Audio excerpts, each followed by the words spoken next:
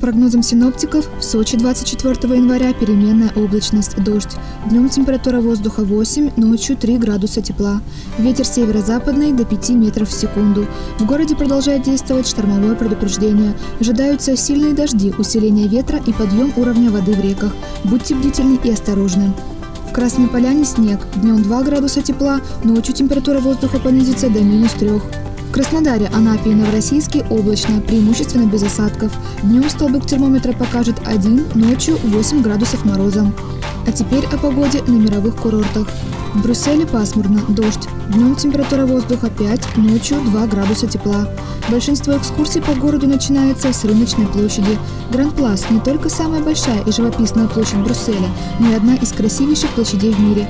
В 13 веке здесь шумели торговые ряды, устраивались праздники и рыцарские турниры.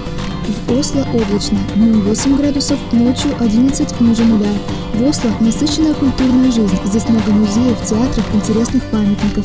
Именно в этом городе Нобелевский комитет ежегодно вручает Нобелевскую премию. В Бухаресте облачно, снег. Днем температура воздуха зафиксируется на отметке 5, ночью покажет 7 градусов, и все это со знаком минус. Столицу Румынии когда-то называли Восточным Парижем за широкие зеленые проспекты и экстравагантную архитектуру. Заявите всем о своем туристическом агентстве. Звоните по телефону 8 918 104 01 11. Становитесь спонсором рубрики «Погода», и мы расскажем всем о ваших горячих маршрутах. Смотри Брио, будь всегда на высоте.